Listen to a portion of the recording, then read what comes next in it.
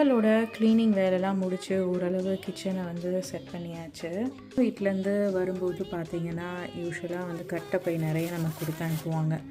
So எனக்கு அந்த மாதிரி பொங்கலுக்கு தேவையான பூவு, அதுக்கப்புறமா தக்காளி தொக்கு, அப்புறம் நிறைய காய்கறி, இதில் இந்த பச்சை மிளகா, லெமனு இதெல்லாம் கூட கொடுத்தாங்க. இதில் ஒரு படி மேலே போய் பச்சை மிளகாவில் இருக்க காம்பெல்லாம் கிள்ளி கொடுத்துருக்காங்க. ஸோ எவ்வளோ கிரேட்டில்.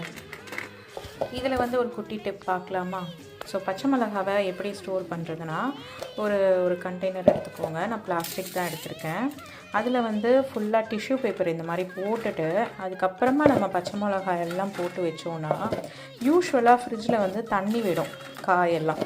ஸோ அதே மாதிரி பச்சை மிளகாய் தண்ணி விட்டு வெறுமனே போட்டிங்கன்னா அது வந்து அழுகி போயிடும்.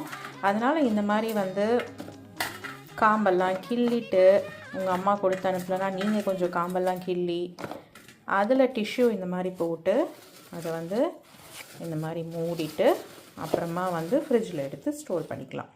இந்த மாதிரி நல்லா டிஷ்யூவால் மூடி டைட்டாக மூடி வச்சிட்டிங்கன்னா எவ்வளோ நாள் ஆனாலும் பச்சை மிளகா ரொம்ப நல்லாயிருக்கும். தேங்க்யூ ஃபார் வாட்சிங். பை.